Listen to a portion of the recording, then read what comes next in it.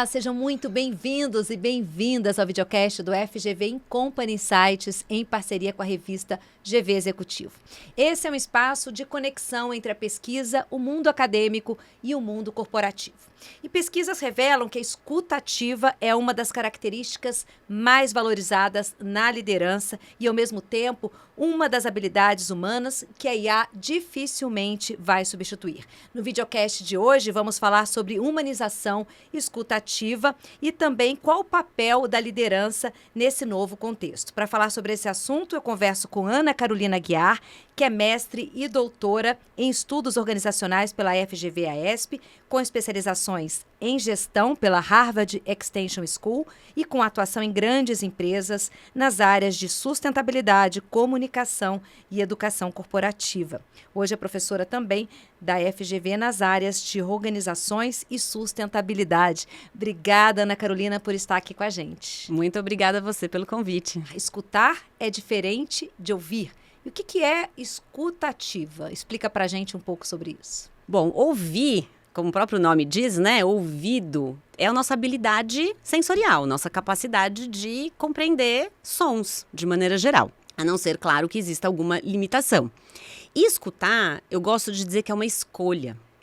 Porque, diferente de ouvir, escutar pressupõe uma abertura para uma compreensão mais aprofundada. E não só para uma absorção, né, do que está sendo dito. E por que escuta ativa? Vamos pensar, diferente de passiva, né? O que é esse ativa? A gente pode colocar muitos sobrenomes na escuta. Então, se fala hoje em dia de escuta empática, escuta acolhedora, escuta motivacional. Todas elas, de alguma maneira, têm a ver com escuta ativa, no sentido de que quem é escutado é transformado de alguma maneira. Porque sente acolhimento, sente mais confiança. Então, nesse sentido, que não é uma escuta passiva, ou seja, ela mobiliza algo naquele que traz alguma coisa e é genuinamente escutado. A gente fala assim da importância da escuta em tempos de IA, né? Estamos todos hiperconectados, com excesso de informação, né? Qual que é a importância dessa escuta para as empresas nessa era de hiperconectividade e de revolução tecnológica? A comunicação, Érica, sempre foi um desafio dentro das organizações e, ao mesmo tempo, uma qualidade das boas lideranças. Né? Os líderes que sabem não só articular bem uma visão, articular bem uma ideia, mas que sabem construir relacionamentos de qualidade com vários atores, vamos chamar assim, seus colaboradores, fornecedores, parceiros, governo. Mas por que ela foi sempre um desafio? Por várias dimensões, né? Dimensões pessoais, de capacidade mesmo de expressão, autoposicionamento, por dimensões sociais, que fazem com que a gente construa certas ideias que se transformam muitas vezes em julgamento ou viés inconsciente. Então, a comunicação, ela é muito mais do que está ali nas palavras. A comunicação, ela tem toda uma interpretação do que eu acho, que eu escutei, né? Aquele óbvio que eu interpreto que é óbvio e não digo, mas para o outro não era óbvio. Isso tudo não vem mudando, sempre desafiou gestores e líderes. Mas com a interface da tecnologia, então não só a inteligência artificial, né, modelos híbridos de trabalho, ou até nas nossas relações pessoais, né, o celular, a mídia social. Isso faz com que a gente se distancie das pessoas, a gente passe mais tempo nas telas e menos na experiência ali ao vivo, olho no olho. Principalmente a gente que passou pela pandemia, que muita gente ficou home office, muita gente trabalha de forma híbrida, quer dizer, esse contato interpessoal, ele foi se reduzindo ao longo desses últimos 4, 5 anos, né? Exatamente. Então, se a comunicação vai muito além só daquelas palavras que estão sendo trocadas, imagina sem esse contato de você poder reagir, expressar uma reação, tirar uma dúvida. Isso tudo acaba sendo favorecido quando a gente está em ambientes de conversa presenciais, por exemplo. E esse foi tema do seu artigo na revista GV Executivo, né? E você faz uma provocação, quer dizer, fala da escuta, né? Da escuta ativa, da humanização e do impacto da IA nessas relações. Tem uma provocação que você fala sobre o uso da inteligência artificial, que ela pode ser ponte ou pode ser abismo. Queria que você falasse um pouco, né, do que é isso, né? Ponte e abismo, né? Porque em muitos momentos a gente vê uma solidão muito grande e a gente pensa nesse abismo da máquina trabalhando e do ser humano cada vez mais individualista, mais sozinho. Como que a gente pode pensar na ponte e pensar no abismo? Pois é, eu fiz essa provocação porque o abismo acho que é mais óbvio da gente imaginar, que significa, bom, vou contar agora com a inteligência artificial para fazer uma série de coisas, né? Então vou eliminar, por exemplo, trabalhos. Eu tenho times menores, porque a IA agora faz o que algumas pessoas faziam, né? Então esse é um tipo de abismo, eu tenho menos interações. Outro tipo de abismo é contar com a IA para tudo. Então se antes eu ia pegar uma informação ali com um colega e nesse gesto tinha uma troca? Tinha uma troca qualquer que parece às vezes inocente ou aleatória, mas ali eu soube de algo e comentei alguma coisa que se transformou em outra. Perco, porque já corri ali no agente da IA e resolvi o meu problema. Esses são exemplos do abismo, ou seja, um distanciamento ainda maior das interações pessoais.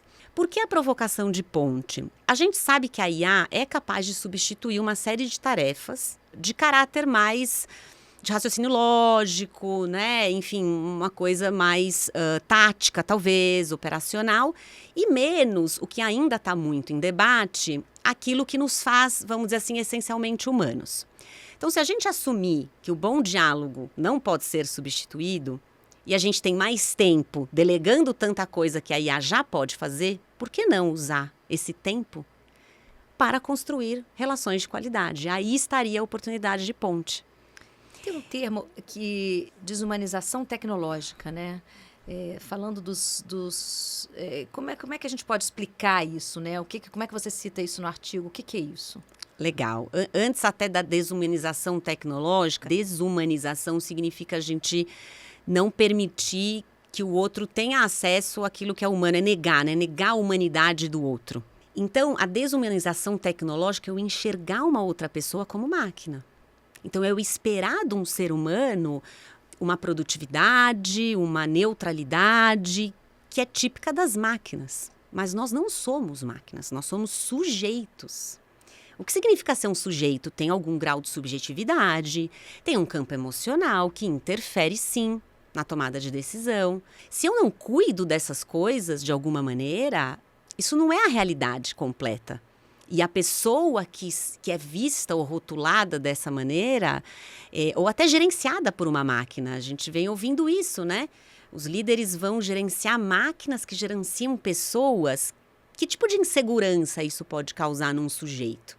Então, é um outro fato que algumas pesquisas já trazem.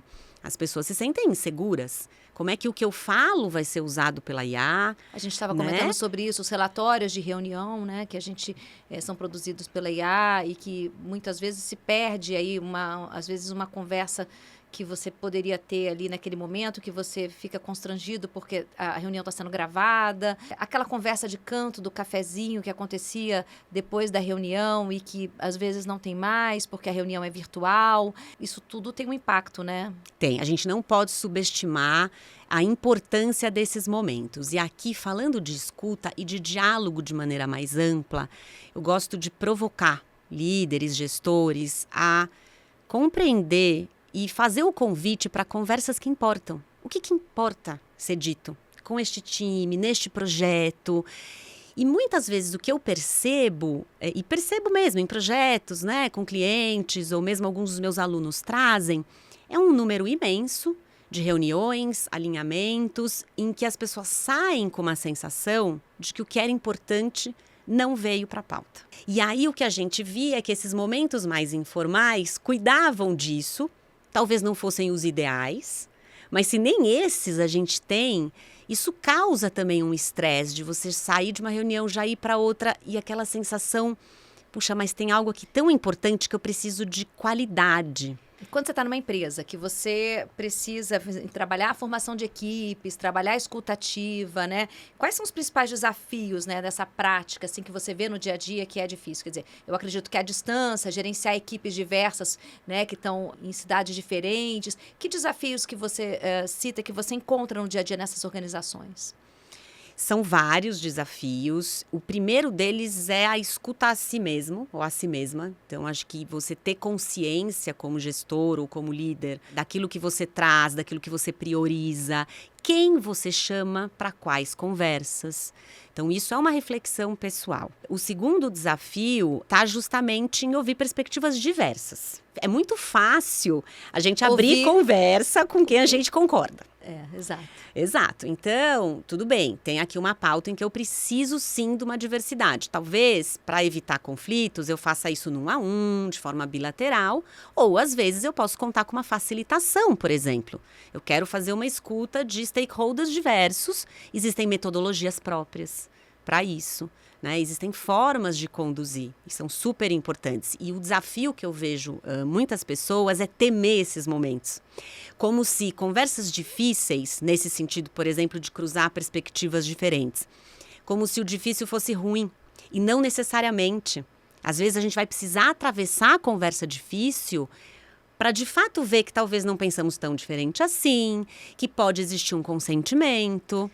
Agora, como começar, né? Você apresenta no seu artigo na revista GV Executivo um framework que dá um pouco de um passo a passo aí, né? Dessas etapas. Que etapas são essas? O que tem nesse framework? Legal, muito bom. Eu coloco em 3 camadas, né? Então, nessa escuta de si, o primeiro convite é troca julgamento, suposição, interpretação por curiosidade. Que é o famoso assim... Já sei o que eu vou ouvir, já sei o que, né, tal pessoa pensa. Não, por que não, né, se abrir a realmente ir como se fosse o primeiro encontro. É difícil isso, né? É bem difícil. Principalmente em empresas que as pessoas trabalham há muito tempo, né? Exato. E aí o que eu mais gosto do mantra é assim, eu falo assim, você acha que o problema está sempre no outro? Lembra que você é o outro de alguém. Então, da mesma maneira que você supõe uma série de coisas, a outra pessoa supõe sobre você. Já pensou nisso? Né? E algumas pessoas, nossa, é mesmo. Então, que tal eu fazer boas perguntas, ao invés de suposições? Né? Então, isso é uma primeira camada. No encontro com os outros, eu gosto de falar da gente substituir a busca por informações sobre... Né? Eu não estou pesquisando uma informação que é dada, eu quero cocriar. Um bom diálogo é aquele cujo final da conversa eu não sei exatamente qual é. Então eu falo para a gente substituir por experiências compartilhadas. Então ao invés de eu querer saber sobre as coisas, deixa eu viver uma experiência em conjunto, revelar como foi para mim, explorar um pouco como é para o outro e aí co-criar algo, né? Então tem muito mais um aí. Pensando no papel do RH, né? A gente está nos minutos finais aqui da nossa conversa, pensando em ações práticas, né? Por exemplo, temas sensíveis que acontecem na empresa, né? Qual que é o papel do RH? Primeiro para treinar essa liderança para escuta e para também escutar os liderados, né? Como que o RH deve agir, treinamentos, formas, ouvidoria. Que formas práticas você pensa em relação ao RH? Perfeito, essa é uma excelente pergunta. Inclusive porque quando eu falei de temer conversas difíceis, eu queria só aqui discernir que sim, existem conversas que vão precisar estar protegidas de alguma maneira. E aqui a gente está falando, por exemplo, de uma denúncia que um colaborador precisa fazer, né, de uma questão sensível mesmo. Um caso de saúde mental. Que pode envolver exatamente, ou um caso de saúde mental em que as pessoas não querem expor. O RH nesse papel é muito importante, porque precisa de um canal oficial para isso. Né? A criação desse canal e a comunicação para que as pessoas saibam que ele existe. Então, esse é um fator. Que sintam seguras para poder procurar esse canal a hora que aconteceu o problema. Né? Exatamente. Né?